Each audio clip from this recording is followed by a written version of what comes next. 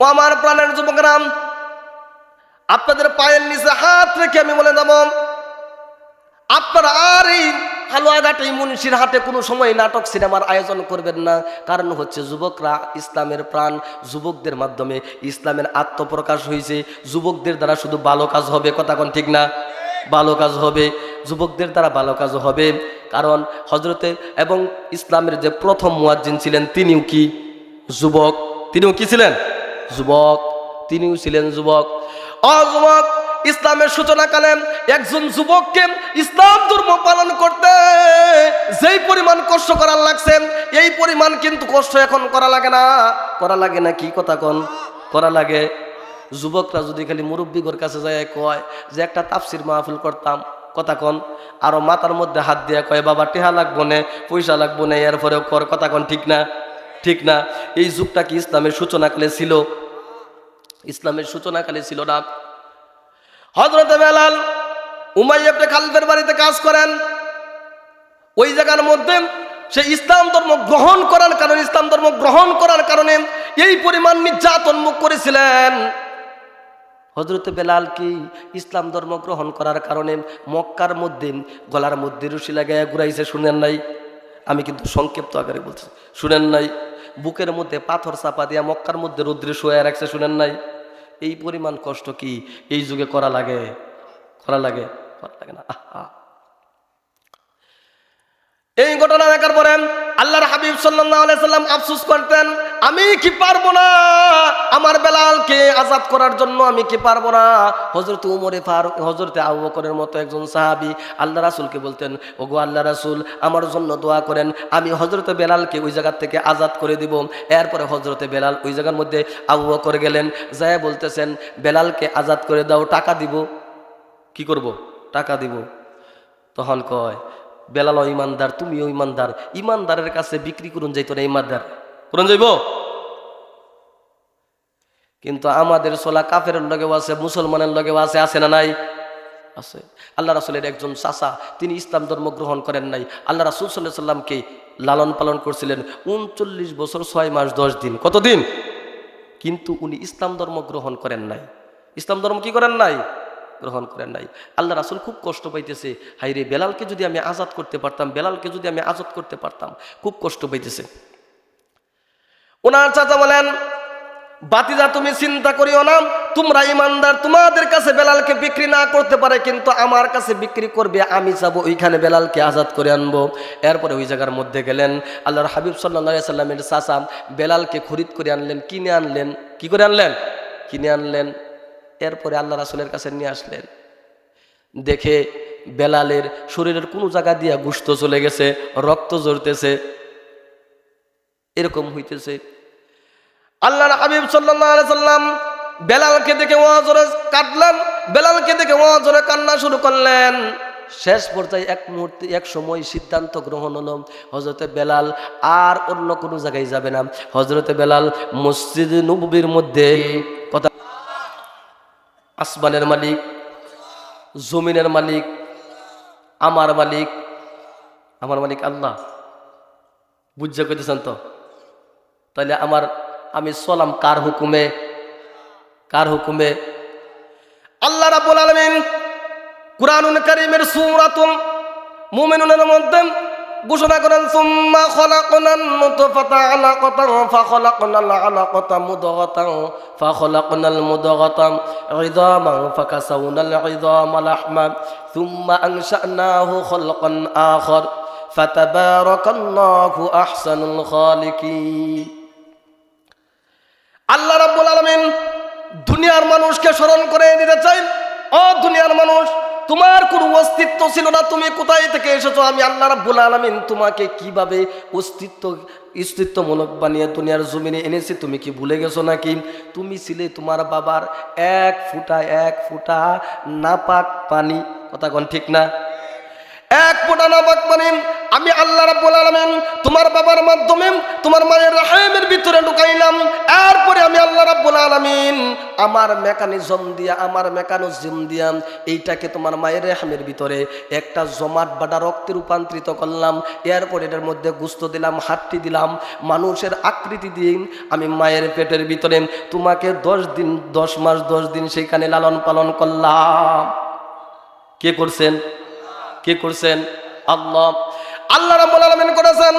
আল্লাহ রাব্বুল আলামিন বুঝাইতেছেন, দুনিয়ার মানুষ, এমন একটা জায়গার মধ্যে তোমাকে লালন পালন করলাম, সেইখানে তুমি কোথায় থাকবে তুমি জানো না, কি খাবে সেটাও তুমি জানো না।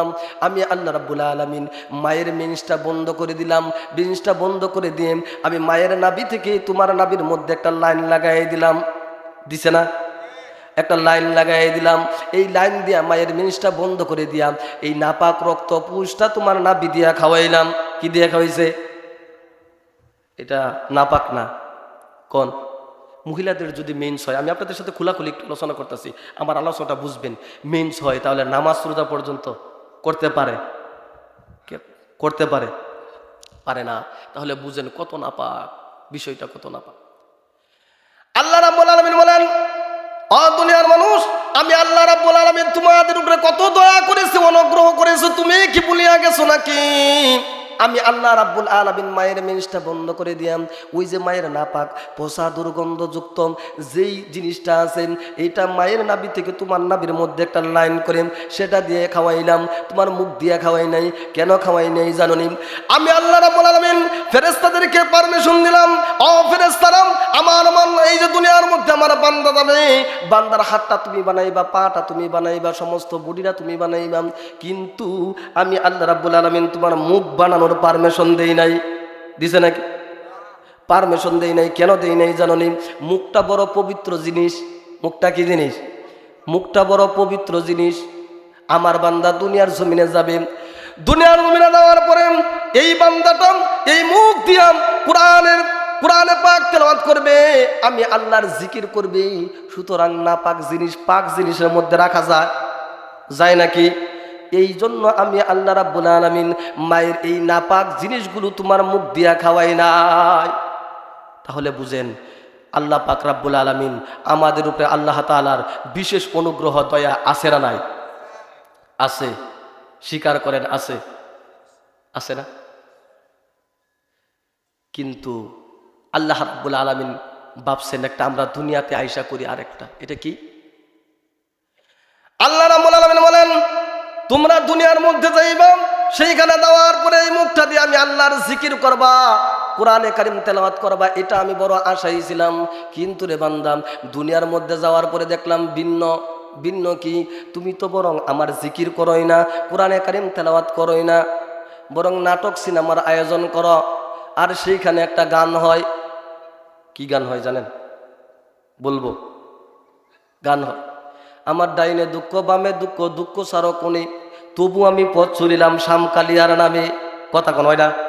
আমি মিথ্যা কথা বলছি? কথা কন?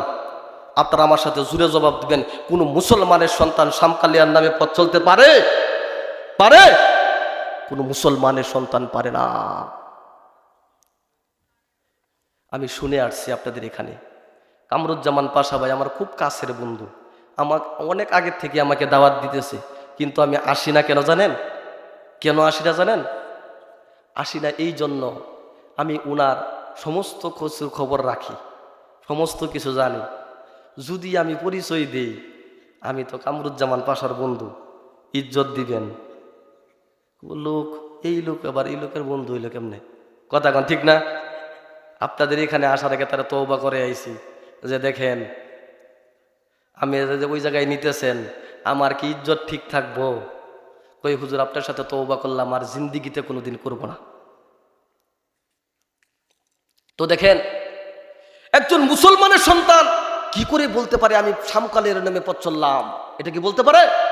এটা শিরকি কথা। কথা বলেন ঠিক কিনা? এটা শিরকি কথা। কেন? তোমাকে তো আল্লাহ রাব্বুল আলামিন দুনিয়ার জমিনে পাঠাইছিল, তোমার মনের মধ্যে যদি এতই দুঃখ থাকে, তুমি যদি দুঃখগুলা প্রকাশ করতে চাও, তুমি যদি দুঃখ নিয়ে পথ চলতে চাও, তুমি তো এইভাবে পথ চলতে পারতাম। আমার ডাইনে দুঃখ বামে দুঃখ, দুঃখ চারকনে, তবু আমি পথ চলিলাম আল্লাহ নবীজির নামে। কথা কোন ঠিক না? এই কথাটা কওয়া দরকার আছেন না? কিন্তু এটা কি কইছে? এটা কি কইছে? এটা কয় না। আমার বড় দুঃখজনক ব্যাপার সেটা হচ্ছে, আমি শুনছি আপনাদের এখানে যে নাটকের আয়োজন করা হয় এটার মধ্যে মোটামুটি ভালো টাকা ব্যয় করা হয়, আর এই সব টাকা যোগান দেন আপনারা। মিথ্যা বলছি? আমি মিথ্যা বলছি? আপনারা দেন না? আল্লাহ রাব্বুল আলামিন কুরআনুল কারীমের সূরাতুল বাকারায় বলেন, উলাইকাল্লাযীনা ইশতারাউদ দালালাতা বিল হুদা। আল্লাহ রাব্বুল আলামিন বলেন, যদি কোনো ব্যক্তি নাটক সিনেমার আয়োজন করলো অথবা কেউ সহযোগিতা করলো, সে যেন হেদায়েতের বিনিময়ে গুমরাহি কিনলো। কি কিনলো? গুমরাহি কিনলো। সে যেন টাকা দিয়া কবিরা গুনাহ কিনলো। কি কিনলো? কবিরা গুনাহ কিনলো। আমি জানি না যুবকরা কি আমার প্রতি রাগ হয়ে যায় কিনা। যুবক, তোমাদের দরদে দরিদি হয়ে কথা বলছি, অনেক দূর থেকে আসছি, ত্রিশাল থেকে আসছি, তোমাদের দরদে দরিদি হয়ে কথা বলছি। বাজান, যদি এই আয়াতের মধ্যে আল্লাহ রাব্বুল আলামিন এই কথা বলে থাকেন, কোনো মানুষ নাটক সিনেমার মধ্যে সহযোগিতা করলে যারা করে তাদের কাছে পরে আইতেছি, আগে আপনাদের কাছ থেকে একটা স্বীকৃতি নেই, তারা যেন নাটক সিনেমার মধ্যে সহযোগিতা করলো না, টাকা দিল না, মনে হয় টাকা দিয়া শিরকি গুনাহ কিনলো।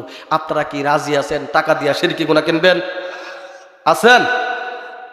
আমার সাথে আপনারা একটা কথা দিতে পারবেন, জিন্দিগিতে কোনোদিন নাটক সিনেমার মধ্যে কোনো টাকা পয়সা দিবেন না? দিতে পারবেন? দিতে পারবেন? কারা কারা হাত তোলেন তো দেখি। আল্লাহু আকবার, আল্লাহু আকবার। আল্লাহ আপনাদের সকলকেই কবুল করুক, সকল আমিন। দেখেন, এদেরকে তো আমরা সুযোগ করে দিই, সুযোগ না করে দিলে এরা করে কেমনি? কথা কোন ঠিক না? এই জন্য আপনারা এগুলোর মধ্যে সহযোগিতা করবেন না। আর যুবক, তোমাদের কি বলতে চাই, তোমরা ইসলামের প্রাণ। তোমরা কি? তোমরা ইসলামের প্রাণ। তোমাদেরকে দিয়ে ইসলামের আত্মপ্রকাশ, তোমাদেরকে দিয়ে ইসলাম আত্মপ্রকাশ পাইছে। যুবকদের উদ্দেশ্যে বলতে চাই, যুবক, আল্লাহর হাবিব সাল্লাল্লাহু আলাইহি সাল্লাম ইসলামের সূচনাকালে এমন একটা সময় ছিল, এমন একটা সময় ছিল যেই সময় আল্লাহর হাবিব সাল্লাল্লাহু আলাইহি ওয়াসাল্লাম গোপনে গোপনে ইসলাম ধর্ম প্রচার করতেন, মানতেন। এমন একটা সময় গেছে না? অনেক হুজুররা, উলামা একরামরা আছেন নিচে, এমন একটা সময় গেছে না? গোপনে গোপনে আল্লাহ রাসূল সাল্লাল্লাহু আলাইহি সাল্লাম ইসলাম ধর্ম পালন করতেন, প্রচার করতেন, এমন একটা সময় গেছে না? ঠিক তখনই তেমন একটা বিভীষিকাময় লাগলেন। আল্লাহর হাবিব সাল্লাল্লাহু আলাইহি সাল্লামের হাতের মধ্যে হাত রেখে 26 বছরের একজন যুবক হাতের মধ্যে হাত রেখে কালেমা গ্রহণ করলেন। অনেক উলামা একরাম এই জায়গার মধ্যে আছেন, সেই যুবকটা কি কেউ বলতে পারবেন? যুবকটার নাম কি কেউ বলতে পারবেন? না, সেই যুবকটার নাম হচ্ছে হযরত উমর। কি? হযরত উমর।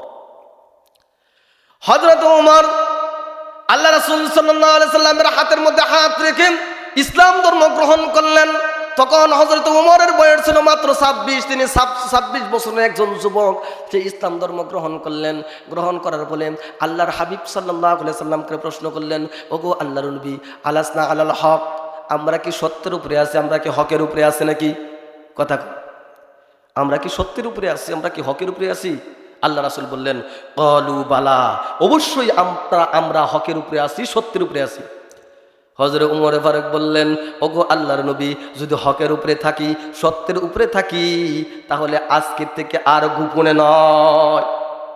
কি নয়? গোপনে নয়।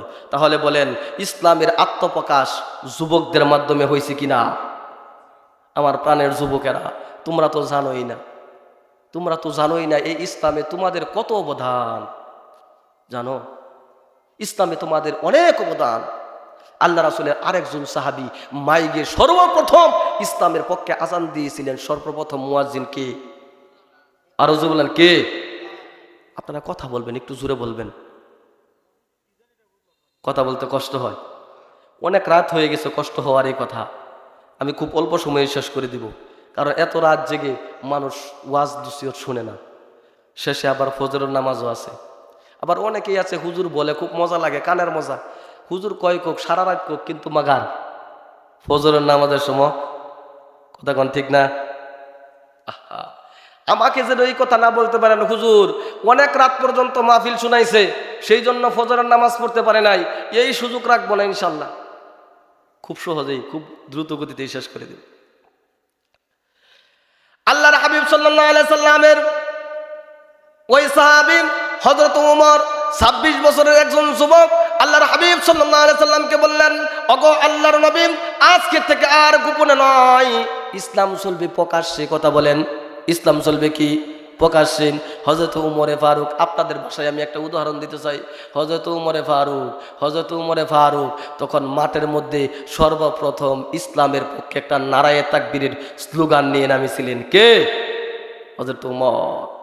যুবকরা এখানে আছেন নাকি? না সব মুরব্বীরা? কারা কারা যুবক? কাদের বয়স 20-এর নিচে হাত তুলেন তো একটু দেখি।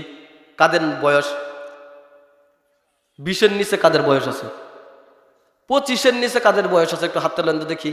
25-এর নিচে, 25-এর নিচে, 25-এর নিচে, এই কয়টা যুবক।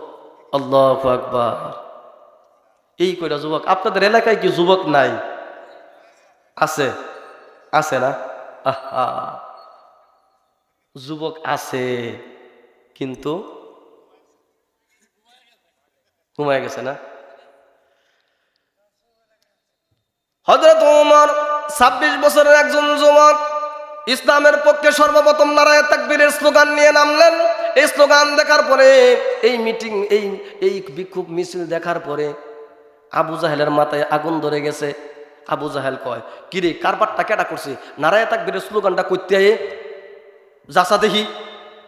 তখন আবু জাহেল ওই দিক দিয়া তার যে ছেলাপেলা আছে এগুলো মনে করুন লাঠি সোটা দাও মাউলিয়ে বার হয়ে গেছে। কার এত বড় সাহস মক্কার মধ্যে নারায়ে তাকবীরের স্লোগান দেয়, ইসলামের স্লোগান দেয়? এই লোকটা কেডা? হেরা তো লাঠি সোটা লয়ে বার হয়ে গেছে। আবু জাহেল কয়, আম্বো একটু দেখকে এই লোকটা কেডা, কার এত বড় সাহস? তখন আবু জাহেলে আপনার সুবিধা দেখছে, দেহে কেডা? হযরত উমর। দেখে হযরত উমর, তখন হ্যাঁ করে কয়, এই বিদায়, উপায় নাই, মায়ের বুক খালি হয়ে যাইব। কি হইব? মায়ের বুক খালি হয়ে যাবে, স্ত্রী বুধবা হয়ে যাবে, সন্তানগুলো ইতিম হয়ে যাবে। খবরদার হযরত উমরের সামনে যাইস না। সেই যুবককে আপনাদের হালুয়াঘাট আছে? আমি আমার প্রাণের যুবক যারা আছে আমার ফ্যান্ডেলের ভিতরে আসে নাই, তবে মাইকের আওয়াজ তো তাদের কানে ঠিকই যাইতেছে। যাইতেছে কি যাইতেছে না? ও আমার প্রাণের যুবকরা, আপনাদের পায়ের নিচে হাত রেখে আমি বলে দেব, আপনারা আর এই হালুয়াঘাট, এই মুন্সির হাটে কোনো সময় নাটক সিনেমার আয়োজন করবেন না। কারণ হচ্ছে যুবকরা ইসলামের প্রাণ, যুবকদের মাধ্যমে ইসলামের আত্মপ্রকাশ হয়েছে। যুবকদের দ্বারা শুধু ভালো কাজ হবে। কথা কোন ঠিক না? ভালো কাজ হবে, যুবকদের দ্বারা ভালো কাজ হবে। কারণ হযরতে এবং ইসলামের যে প্রথম মুয়াজ্জিন ছিলেন তিনিও কি যুবক? তিনিও কি ছিলেন? যুবক। তিনিও ছিলেন যুবক। যুবক, ইসলামের সূচনাকালে একজন যুবককে ইসলাম ধর্ম পালন করতে যেই পরিমাণ কষ্ট করার লাগছে, এই পরিমাণ কিন্তু কষ্ট এখন করা লাগে না। করা লাগে না? কি কথা কন? করা লাগে। যুবকরা যদি খালি মুরব্বীদের কাছে যায় কয় যে একটা তাফসির মাহফিল করতাম, কথা কন, আরো মাথার মধ্যে হাত দিয়ে কয় বাবা টেহা লাগবো না, পয়সা লাগবো না, এরপরেও কর। কথা কন ঠিক না? ঠিক না? এই যুগটা কি ইসলামের সূচনাকালে ছিল? ইসলামের সূচনাকালে ছিল না। হযরত বেলাল উমাইয়া ইবনে খালদের বাড়িতে কাজ করেন। ওই জায়গার মধ্যে সে ইসলাম ধর্ম গ্রহণ করার কারণে এই পরিমাণ নির্যাতন মুখ করেছিলেন। হযরত বেলাল কি ইসলাম ধর্ম গ্রহণ করার কারণে মক্কার মধ্যে গলার মধ্যে রশি লাগাইয়া ঘুরাইছে? শুনেন নাই? আমি কিন্তু সংক্ষিপ্ত আকারে বলছি, শুনেন নাই? বুকের মধ্যে পাথর চাপা দিয়া মক্কার মধ্যে রৌদ্রে শুয়ে রাখছে, শুনেন নাই? এই পরিমাণ কষ্ট কি এই যুগে করা লাগে? করা লাগে? করা লাগে না।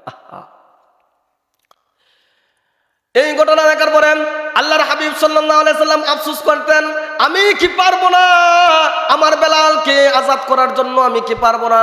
হযরত উমরে ফারুক, হযরত আবু বকরের মতো একজন সাহাবী আল্লাহ রাসূলকে বলতেন, ওগো আল্লাহ রাসূল, আমার জন্য দোয়া করেন, আমি হযরত বেলালকে ওই জায়গা থেকে আজাদ করে দিব। এরপরে হযরত বেলাল ওই জায়গার মধ্যে, আবু বকর গেলেন, যায় বলতেছেন বেলালকে আজাদ করে দাও, টাকা দিব। কি করব? টাকা দিব। তখন কয় বেলাল ইমানদার, তুমিও ইমানদার, ইমানদারের কাছে বিক্রি করুন যাইতো না? ইমানদার করুন যাইব? কিন্তু আমাদের চলা কাফেরের লগেও আছে, মুসলমানের লগেও আছে, আছে না নাই? আছে। আল্লাহ রাসূলের একজন চাচা, তিনি ইসলাম ধর্ম গ্রহণ করেন নাই। আল্লাহ রাসূল সাল্লাল্লাহু আলাইহি সাল্লামকে লালন পালন করছিলেন 39 বছর 6 মাস 10 দিন। কতদিন? কিন্তু উনি ইসলাম ধর্ম গ্রহণ করেন নাই। ইসলাম ধর্ম কি করেন নাই? গ্রহণ করেন নাই। আল্লাহ রাসূল খুব কষ্ট পাইতেছে, হায় রে, বেলালকে যদি আমি আজাদ করতে পারতাম, বেলালকে যদি আমি আজাদ করতে পারতাম। খুব কষ্ট পাইতেছে। ওনার চাচা বলেন, বাতিজা তুমি চিন্তা করিও না, তোমরা ইমানদার, তোমাদের কাছে বেলালকে বিক্রি না করতে পারে, কিন্তু আমার কাছে বিক্রি করবে, আমি যাব ওইখানে বেলালকে আজাদ করে আনবো। এরপরে ওই জায়গার মধ্যে গেলেন। আল্লাহর হাবিব সাল্লাল্লাহু আলাইহি সাল্লামের চাচা বেলালকে খরিদ করে আনলেন, কিনে আনলেন। কি করে আনলেন? কিনে আনলেন। এরপরে আল্লাহ রাসূলের কাছে নিয়ে আসলেন। দেখে বেলালের শরীরের কোনো জায়গা দিয়া গোশত চলে গেছে, রক্ত ঝরতেছে, এরকম হইতেছে।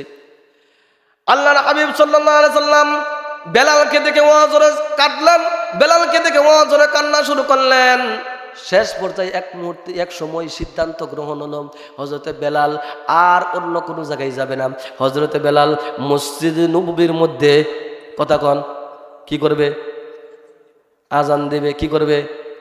পৃথিবীর প্রথম মুয়াজ্জিনকে, আপনারা একটু জোরে আওয়াজ দেন, পৃথিবীর প্রথম মুয়াজ্জিনকে? বেলাল।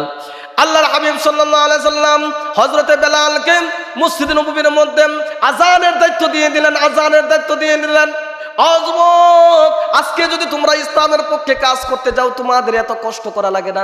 তোমাদের পায়ের নিচে আমি বারবার হাত দিয়ে বলে যাব, খবরদার তোমরা কিন্তু ইসলামের বিপক্ষে কাজ করিও না।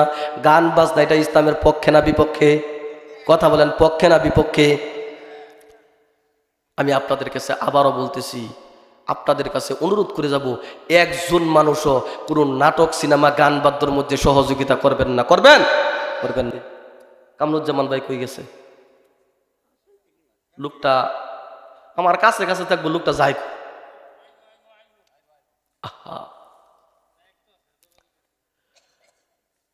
হযরতে বেলাল তখন মসজিদের মুয়াজ্জিন নিযুক্ত হয়ে গেলেন। এবার মসজিদের মধ্যে তিনি তার ভিতর থেকে এমন ভালোবাসা নিয়ে আজান দেন। তিনি যখন মসজিদে নববী থেকে আজান দেন, তখন মনে হয় তিনি আজান দিচ্ছেন না, ভিতর থেকে আল্লাহর ভালোবাসা প্রকাশ করছেন। কারণ এই আল্লাহর ভালোবাসা, আল্লাহকে ভালোবাসতে যায় নির্যাতন কি কম পাইছে নাকি? আল্লাহ রাসূলকে ভালোবাসতে যায় কম নির্যাতন ভোগ করছে নাকি? জিহ্বাটা পর্যন্ত কেটে দিয়েছিল মিয়া, যেন আল্লাহর নাম এবং আল্লাহর রাসূলের নাম যেন সঠিকভাবে না বলতে পারে। শুনেন নাই আপনারা? ঘটনাটুকু বলা আমার উদ্দেশ্য না, শুধু যুবকদেরকে স্মরণ করাইয়া দেওয়ার আমার উদ্দেশ্য।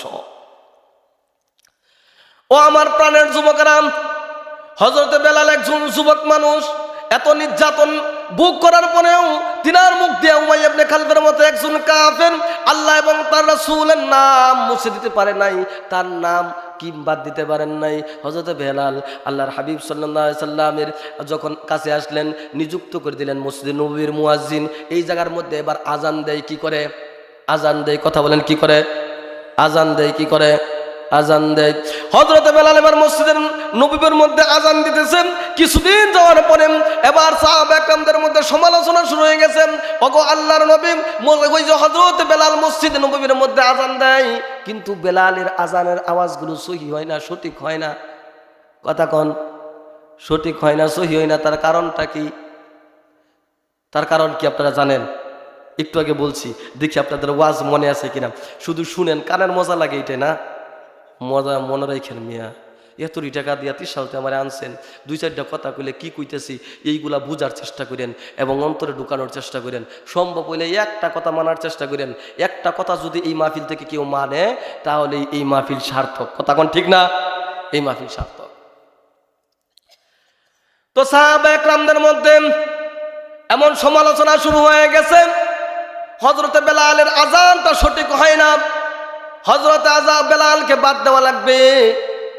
এবার সাহাবা একরাম যখন এই সমালোচনা করতেছেন, আল্লাহর হাবিবের কানে সমালোচনা গেছে। যাওয়ার পরে আল্লাহর হাবিব সাল্লাল্লাহু আলাইহি সাল্লাম সকলের সমালোচনা ক্রমে হযরতে বেলালকে মসজিদে নববী থেকে বাদ দিয়ে দিলেন। আমি আপনাদের ভাষায় কথা বলতেছি, আপনারা কি আমার কথা বুঝেন? 30 আলার হালুয়া করতে বেশি দূরে না, আমার ভাষা তো না বুঝার কথা না, ঠিক না? বুঝেন তো? বাদ দিয়া দিলেন। এবার যখন হযরত বেলালকে বাদ দিয়ে দিলেন, ধরেন পরের দিন সকালবেলা অন্য একজন সাহাবীকে নিযুক্ত করে দিলেন আজান দেওয়ার জন্য। এবার পরের দিন সকালবেলা মসজিদে নববীর মাইক থেকে আজান দিয়েছেন। আজান দেওয়ার পরে সাহাবায়ে একরাম এবার ওই যে মসজিদে নবীর মধ্যে সুন্নতের কাজ শেষ করে এবার জায়নামাজের মুসল্লার মধ্যে বসে আছেন। আল্লাহর হাবিবও সুন্নতের কাজ শেষ করে জায়নামাজের মুসল্লার মধ্যে বসে আছেন। আল্লাহর সাহাবায়ে একরাম আল্লাহর হাবিব সাল্লাল্লাহু আলাইহি সাল্লামের ইমামতিতে ফজরের নামাজ সমাধা করবে।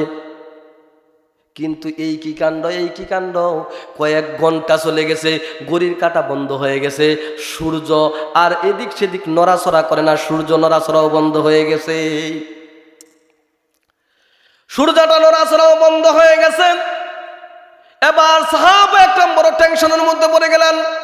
কারণ কি, মসজিদে নববীর মধ্যে আজান হয়েছে, আজান হওয়ার পরে এবার সুন্নতের কাজ সমাধা করার পরে জায়নামাজের মুসল্লার মধ্যে বসে আছি, আল্লাহর হাবিবের ইমামতিতে আমরা কি করব, ফজরের নামাজ সমাধা করব।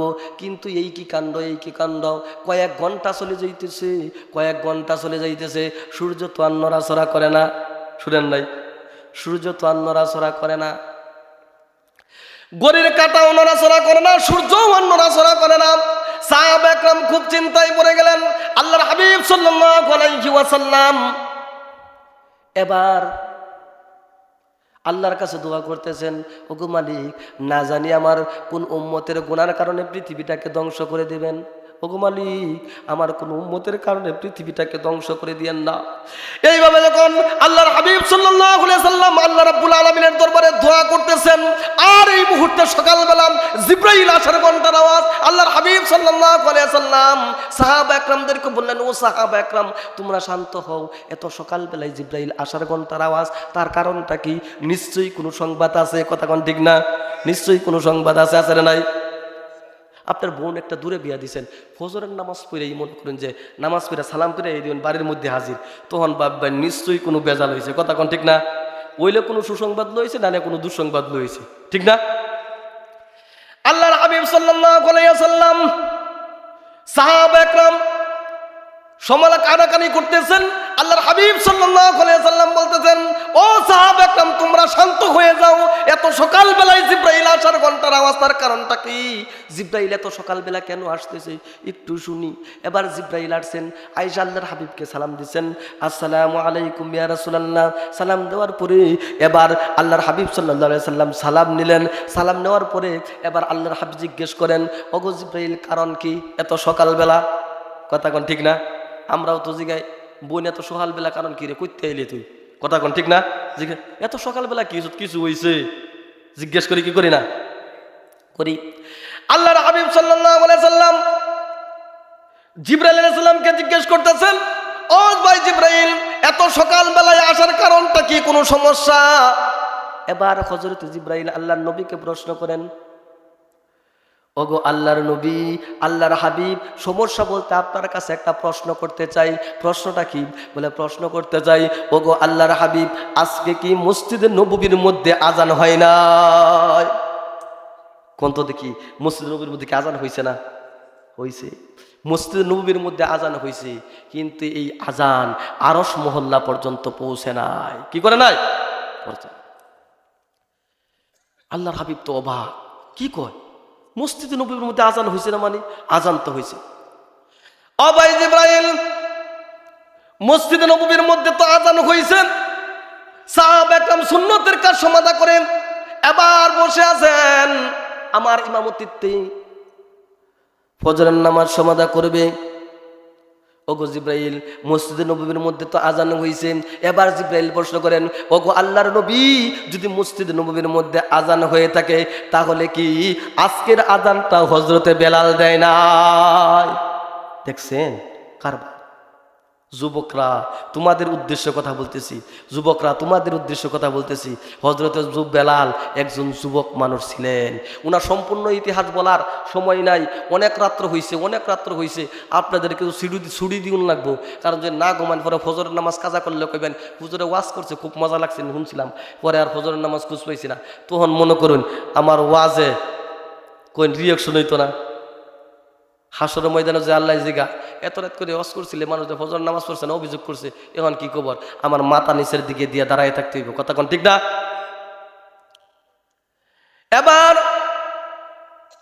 জিব্রাইল বলতেছেন, ওগো আল্লাহর নবী, মসজিদে নববীর মধ্যে তো আযান হয়েছে। ওগো, এবার জিব্রাইল বলতেছেন, ওগো আল্লাহর নবী, মসজিদে নববীর মধ্যে যদি আযান হয়ে থাকে তাহলে সেই আযানটা কি হযরতে বেলাল দেয় নাই? বলে না, হযরতে বেলাল দেয় নাই। হযরতে বেলাল কেন দেয় নাই? হযরতের বেলালের জিহ্বার মধ্যে সমস্যা, আযানের উচ্চারণগুলো সঠিকভাবে করতে পারে না, আযানের শব্দগুলো সঠিকভাবে বলতে পারে না। এবার জিব্রাইল আলাইহিস সালাম এই সংবাদ নিয়ে যখন চলে গেলেন আল্লাহ রাব্বুল আলামিনের কাছে, আবার ফিরে আসলেন। সংক্ষিপ্তভাবে বলতেছে, দোয়া করে দিব। কষ্ট হইতেছে আপনাকে শুনতে? কষ্ট হইতেছে? এবার জিব্রাইল আমার আসলেন। জিব্রাইল আসার পরে এবার আল্লাহর নবীকে প্রশ্ন করেন, ওগো আল্লাহর নবী, আল্লাহ রাব্বুল আলামিন আপনার কাছে জিজ্ঞেস করেছেন, প্রশ্ন করেছেন, ওই যে বেলালের জিহ্বার মধ্যে সমস্যা থাকার কারণে আযানের বাক্যগুলো সঠিকভাবে উচ্চারণ করতে পারে না, আযানের শব্দগুলো সঠিকভাবে উচ্চারণ করতে পারে না। ওগো আল্লাহর নবী, আপনি কি বলতে পারেন হযরতে বেলালের জিহ্বার মধ্যে সমস্যা কেন হইল? কেন হইল? এবার আল্লাহর নবী বলেন, হযরতে বেলাল আল্লাহ এবং তার রাসূলকে এত পরিমাণ ভালোবাসতেন, এত পরিমাণ ভালোবাসতেন, আল্লাহ এবং তার রাসূলের নাম যেন মহাব্বতটা অন্তর থেকে বেলালের মুছে দেয়, মুখ থেকে যেন উচ্চারণ করতে না পারেন। এই জন্য উমাইয়া ইবনে খাল এই পরিমাণ অত্যাচার করেছে, শেষে জিহ্বাটাই কেটে দিয়েছে, সঠিকভাবে যেন নামগুলো বলতে না পারে, আল্লাহর জিকির যেন সঠিকভাবে না করতে পারে। কি করতে পারে? কথা বলেন। আল্লাহর জিকির যেন সঠিকভাবে না করতে পারে, সেই জন্য ওই উমাইয়া ইবনে খাল জিহ্বাটা কেটে দিয়েছে, অথবা জিহ্বাটা ছিদ্র করে দিয়েছে। এই জন্য এবার জিব্রাইল বলেন, ওগো আল্লাহর নবী, তাহলে আল্লাহ রাব্বুল আলামিন জানিয়ে দিয়েছেন, এই হযরতে বেলাল যদি মসজিদের নববীর মধ্যে আর কোনোদিন আযান না দেয়, প্রয়োজন বোধে কিয়ামত অনুষ্ঠিত হয়ে যাবে।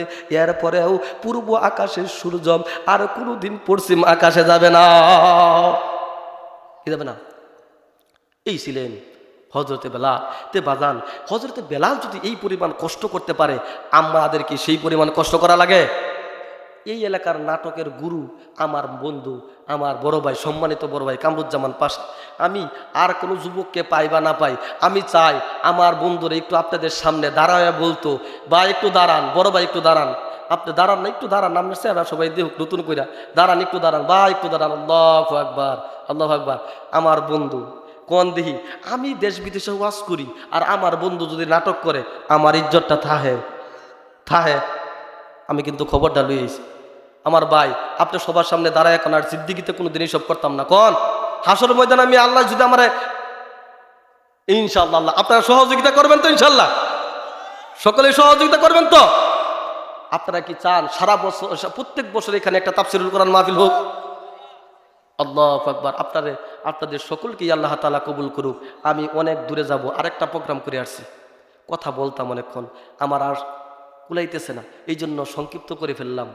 কত বাজে দেহ স্যার? হ্যাঁ, 12টা, আবার যাইতে হবে।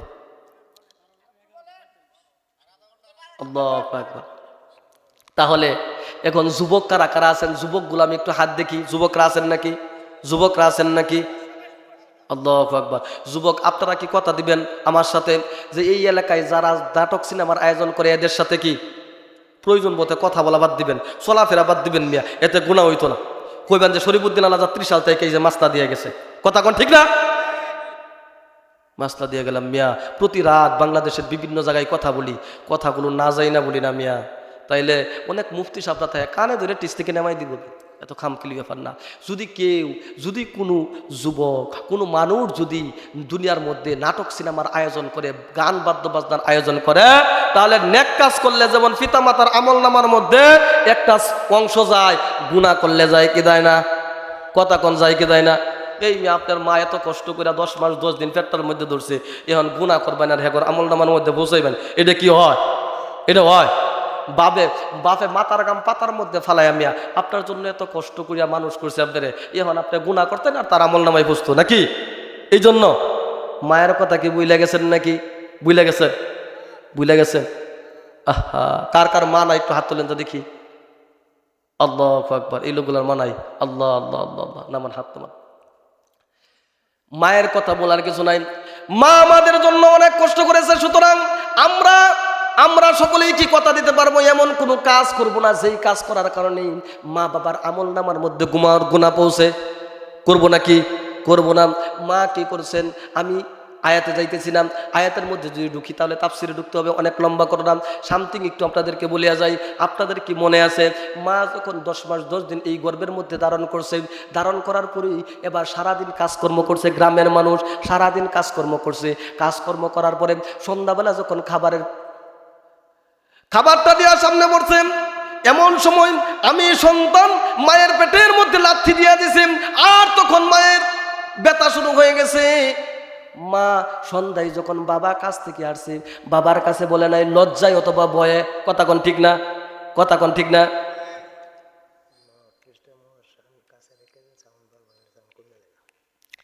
লজ্জায় অথবা ভয়ে মায়ের কাছে বাবার কাছে কয় নাই। কেন কয় নাই? লজ্জায় অথবা ভয়ে। বয়টা কি, অনেক পুরুষের মাসে মনে করুন যদি মহিলাদের অসুখের কথা শুনে তে তাগর মাথা আগুন ধরে যায়, কথা কোন ঠিক না? তাগর অসুখ হইলে দেখবেন যে কোনো সমস্যা নাই, মাথায় তেল দাও, পানি দাও, হাত পাও মালিশ করে দাও, কত কিছু করে দাও, কিন্তু মহিলাদের যদি অসুস্থর কথা শুনে তাইলে মনে করে না মাথা ঠিক থাকে না। এমন পুরুষ আছে না? নাই? আছে না? মা বয়া বাবার কাছে বলে নাই, লজ্জায় অন্য কারো কাছে বলে নাই। এরপরে রাত্রে যখন মা ব্যথা কমার কথা ছিল কিন্তু ব্যথা বাড়িয়ে গেছে, বাবার কাছে বলে নাই। এবার বাবার কাছে সাথে যখন শুয়ে গেছে টুকরে টুকরে কেঁদে বালিশ ভিজাইছে সারা রাত্র, কথা কোন ঠিক না? মা জিব্বা কামড় দিয়ে আনিছে যাতে আওয়াজ না হয়, যদি কান্নার আওয়াজ বাবার কানে যায় বাবার কষ্ট হবে কি হবে না? হবে না? কথা কোন হবে? মা জিব্বা কামড় দিয়ে রাখছেন যেন কান্নার আওয়াজ বাবার কানের মধ্যে না যায়। বাবার কানের মধ্যে যদি যায় তাহলে বাবা কষ্ট পাবে। বলেন এমন স্বামী দুনিয়ার মধ্যে আছে না নাই? বলবে এই তোমার কান্না শোনার লাগে কি আইছি নাকি? সারাদিন কাজকর্ম আইছি করে আইছি, তোমার কান্না শুনবার লাগিয়া, কথা কোন ঠিক না? কবে বলবে কি বলবে না? বলবে। এই মা 10 মাস মিয়া আপনি দেখেন এক বেলা যারা বেশি খাইয়া ফেলায়, আমরা হুজুর মানুষের বাড়িতে বহুত খাই, যেদিন বেশি খাইয়া ফেলায় এই দিন আর লড়বার সুযোগ নাই। কোন আপনারা কি একই অবস্থা নাকি?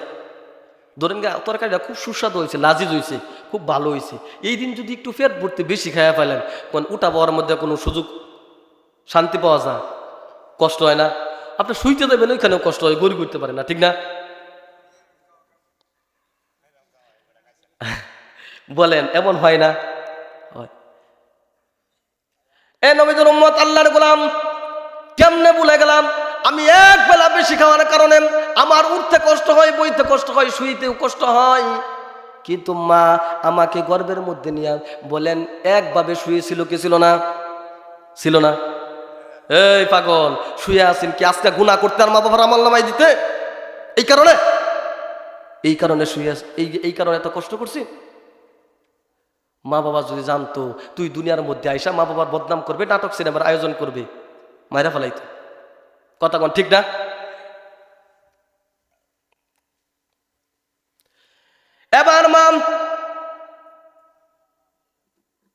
এবার মা জনম দুঃখিনী এইভাবে যখন আস্তে আস্তে ডেলিভারির সময় এসে গেছেন, এখন তো সিজারের যুগ, কথা কোন ঠিক না?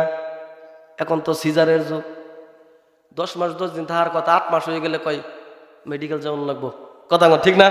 মেডিকেল যাওয়ান লাগবো। মেডিকেল লয়ে গেছে, মেডিকেল লয়ে যায়। আমি আপনাদেরকে বুঝানোর জন্য বলছি মিয়া, ওয়াজ খালি সুরটার না আমার মজা লাগবো এটার জন্য না, বুঝছেন কথাগুলো, বুঝছেন ভালো করে বুঝবেন। এরপরে দেখবেন মেডিকেল নিয়ে গেছে, মেডিকেল নিয়ে দেওয়ার পরে এবার ডাক্তারে কিছুক্ষণ পরীক্ষা নিরীক্ষা করার পরে বলতেছে, কয় সন্তানটা পেটের ভিতরে এমন একটা অবস্থা হয়ে গেছে, এখন যদি আমরা সিজার করি একজনকে বাঁচাইতে পারবো, মা না হয় কি সন্তান, কথা কোন ঠিক না? এমন হয় না? আমরা একজনকে বাঁচাইতে পারবো, মা আর না হয় সন্তান, 2 জন থেকে 1 জন বাঁচাইতে পারবো। এবার সবার কাছে বলেন আমরা কাকে বাঁচাইবো, কাকে বাঁচাইবো? এবার ওই মহিলার মা বলেন, বাবা বলেন, যদি আমার মেয়ে বেঁচে থাকে আবারও সামনে সন্তান আসার সম্ভাবনা আছে, সুতরাং মেয়েকে বাঁচাই দেন, মেয়েকে বাঁচাই দেন। স্বামীর কাছে যখন যায় স্বামীও বলেন আমার স্ত্রীকে বাঁচাই দেন, স্ত্রী যদি বেঁচে থাকেন তাহলে সামনে আবার সন্তান আসার সম্ভাবনা আছে। শেষ পর্যায়ে ধরুন আমি আপনাদেরকে বোঝানোর জন্য বললাম, যদি মায়ের কাছে যায় কয় কোন দুইজন থেকে একজন বাঁচানো লাগবে, সন্তান বাঁচাবো না মা বাঁচাবো? দেখবেন মা ডাক দিয়ে বলবেন, ডাক্তার, আমার এই সন্তানটাকে আমি যখন গর্ভে ধারণ করেছি, এই সন্তানটা আমি পেটের মধ্যে নিয়ে অনেক কষ্ট করেছি, কিছু খাইতে মন চাইলেও খাইতে পারি নাই। ডাক্তারে নিষেধ দিয়ে দিছে। কথা কন, প্রেগনেন্ট মহিলা যারা আছে এদেরকে নিষেধ দেয় কি দেয় না? দেয় কি দেয় না? নিষেধ দিয়ে দিছে, অনেক কিছু খাইতে মন চাইলেও খাইতে পারি নাই। এ ডাক্তার, যখন সারাদিন কাজকর্ম করে আমি খাবার নিয়ে বসছি, তখনই আমার পেটের মধ্যে লাথি দিয়ে দিয়েছে। আর লাথি দেওয়ার পরে আমার অসহ্য করে একটা ব্যথা শুরু হয়ে গেছে, যন্ত্রণা শুরু হয়ে গেছে। আমি লজ্জায় কারো কাছে বলতে পারি নাই, আর বয়স স্বামীর কাছেও বলতে পারি নাই। রাত্রে যখন শুইতে গেছি, তখন একভাবে শুয়েছিলাম, আমি কোনো দিকে ঘুরতে পারি নাই। ডাক্তারে আমি এত কষ্ট করেছি, খবরদার আজকে যদি দুনিয়ার মধ্যে একজনকে বাঁচাইতে হয়, তাহলে আমার সন্তানকে বাঁচাই দাও, আমার মা বাঁচার দরকার নাই। কথা কোন ঠিক না? আল্লাহ রাব্বুল আলামিন কোরআন কারিমে বলেন, ওয়া ক্বাদা রাব্বুকা আল্লা তা'বুদু ইল্লা ইয়াহু ওয়া বিল ওয়ালিদাইনি ইহসানা ইম্মা ইয়াবলুগান্না 'ইনদাকাল কিবারু আহাদুহুমা আও কিলাহুমা উফফিন ওয়া লা তানহারহুমা ওয়া কুল লাহুমা কাওলান কারীমা ওয়াহফিজ লাহুমা জানাহাদ দুল্লি মিনার রাহমা ওয়া কুর রাব্বিরহামহুমা কামা রাব্বায়ানি সগীরা। আল্লাহ রাব্বুল আলামিন বলেন, এই যুবক, দুনিয়ার মধ্যে মা এত কষ্ট করে দুনিয়ার মধ্যে রেখে গেছে, তুই নাটক সিনেমার আয়োজন করবি, মায়ের আমল নামায় গুনাহ পুষবে, এই জন্য নাম। খবরদার, যদি মাকে কষ্ট দিবি, বাবাকে কষ্ট দিবি, তাহলে কিন্তু তোর আছে নাকি জান্নাত আছে? কথা কোন, জান্নাত আছে? জান্নাত নাই। জান্নাত তার জন্য হারাম যে ব্যক্তি মা বাবার মনের মধ্যে কষ্ট দেয়, তার জন্য কি জান্নাত হারাম? কথা বলেন, কি জান্নাত হারাম? আল্লাহ রাব্বুল আলামিন বলেন, আমি আল্লাহর ইবাদত তোদের জন্য ফরজ করে দিলাম, আমি আল্লাহর নামাজ পড়া তোদের জন্য ফরজ, রোজা করা ঠিক তেমনি ভাবে ফরজ, কিন্তু আমি আল্লাহর ইবাদতের উপরেই পিতা মাতার প্রতি দয়া এবং ইহসান করা তোদের জন্য ফরজ। কথা কোন ঠিক না? ঠিক না? এখন মিয়া, আপনি মা বাবার নামে তাফসিরুল কোরআন মাহফিল করবেন, আমি আমার মা বাবার মাগফিরাতের জন্য তাফসিরুল কোরআন মাহফিল করলাম, বাড়ির মধ্যে হুজুরদেরকে দাওয়াত দিয়া খাওয়াইবেন, দোয়া করাইবেন, সম্ভব হইলে কবরের পাশে একটু দোয়া করবেন, আর আপনি যা করেন তিরিং বিরিং, এটা হয়? তাহলে এরকম কিছু হবে? আমি আজকে আর কুলাইতে পারতেছি না, আসলে আপনারা আমাকে আর রিকোয়েস্ট করেন না, আমি মুনাজাত করে দিব, আবার অনেক দূরে যাইতে হবে। কালকে যদি এই বছর যেই তাফসির মাহফিল হয়েছে, আমার মনে হয় যদি আরো 1 মাস পরে রমজান হইতো, 1 মাস ভরাই প্রোগ্রাম করতে হইতো, ঠিক না? তোমরা মুসলমানের সন্তান হয়ে মুসলমানকে ফলো করবা, মুসলমানের কালচার ফলো করবা, ইহুদি খ্রিস্টানদের কালচার ফলন করো। কারণ কি? তোমরা হইতে বলতে পারো হুজুরের কইতে আন চাই এরা সব আঙ্গুর বিপক্ষে কথা বলাছে। আরে না ভাই, হাসরের ময়দানে বুঝবা, হুজুর মনে হয় আঙ্গুর বন্ধু ছিল, কিন্তু আমরা বুঝতে পারি না। কথা কোন ঠিক না? এই মেয়ে আমরা কোরআন হাদিস পড়ছি, আমরা কোরআন হাদিস পড়ে আমরা বুঝতে পারি। এখন একটা লোকরে বলতে পারাম, তার কার্যকলাপ সম্পর্কে যদি অবগত থাকি, জানি, তাহলে বলতে পারাম লোকটা কি জাহান্নামের কিনারায় দাঁড়ায় আছে নাকি জান্নাতের কিনারায় দাঁড়ায় আছে। কথা কোন ঠিক না? বলতে পারবো কি পারবো না? কি কাজ করলে একটা মানুষ জান্নাতে যাবে সেটা কি আমরা জানি না? কি কাজ করলে একটা লোক জাহান্নামে যাবে সেটা কি আমরা জানি না? জানি। সুতরাং মিয়া, আপনারা যারা নাটক সিনেমার আয়োজন করেন, এরা জাহান্নামের কিনারের মধ্যে দাঁড়ায় আছেন ও বুঝ হইয়া। সেই জন্য আপনাদের দরিদি হয়ে এতগুলো কথা বললাম। যদি রাগ করেন আজকে হয়তো বকবেন, কিন্তু একদিন আফসোস করবেন, বাগে দুনিয়া মে না হোগা হামসে কুই বদনসিব আইতে বাগে মেওয়ার খালে দামান লে চলে। কি হবনাশ করলাম, হুজুর তো কইছেন, কথা তো মানলাম না, দুনিয়ার মধ্যে খালি হাতে গেছিলাম, আইসি তো বড় হাতে, কিন্তু নেক লইয়া না গুণা লইয়া। কথা কোন ঠিক না? গুণালয়ে আইছি।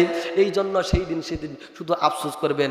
এই জন্য আমি শুনছি আমার বড় ভাইরা আমার আগে আয়াও জিগাইছি, আপনি কি আসলেও কি বালা হয়ে যাইবেন, আমার হাসা কথা কইন, তাইলে আমি পরিচয়টাই দেন, আর নাইলে আপনার পরিচয়টা গোপন রেখে যায়। আমরা ভাই কইছি না? আল্লাহু আকবার, আল্লাহু আকবার। আপনারা আমার ভাইকে একটু সহযোগিতা করবেন। কইছে পরে কি আরো করছে না? কথা দিছে। আল্লাহু আকবার। আহা, কোন সাথে এমন মানুষ দেখেন, কত সুন্দর দাড়ি, কত সুন্দর সুন্দর পোশাক। হ্যাঁ, আমি চাই ভাই, আপনি যেমন সুন্দর করে রাখছেন দাড়ি, জান্নাতেও যেন আল্লাহ আপনারা বানায় দেয় ঘর বাড়ি। কথা কোন ঠিক না? আমি আপনার জন্য দোয়া করব। আমি যত জায়গায় যাই, যত জায়গায় ওয়াজে যাই, সব জায়গায় আপনার আমার মুখ দিয়া দোয়া করতে হবে না, আমার অন্তর থেকে একটা দোয়া করবে, মিয়া আজকে এই জায়গার মধ্যে ওয়াজে আইছি, টেহাড়া দিলান ফকট বলে লয়ে গেলাম গা, কিন্তু কোনো উপকার হইল না, আমারও হাসরের ময়দানে জবাব দিয়ে লাগবো, এর লেগে টেহাড়া হালাল করে নিলাম, আপনাকে সামনে তার তওবা করাই নিলাম। কথা কন ঠিক না? আল্লাহু আকবার। এখন যদি হাই করে তাহলে বাকিরা বুঝুক গা। সকলে একটু দুরূদ পড়ি, দোয়া করে দিই, আর আমি পারতেছিলাম। আল্লাহুম্মা সাল্লি আলা মুহাম্মাদ ওয়া আলা আলি মুহাম্মাদ কামা সাল্লাইতা আলা ইব্রাহিম ওয়া আলা আলি ইব্রাহিম ইন্নাকা হামিদুম মাজিদ। আল্লাহুম্মা বারিক আলা মুহাম্মাদ ওয়া আলা আলি মুহাম্মাদ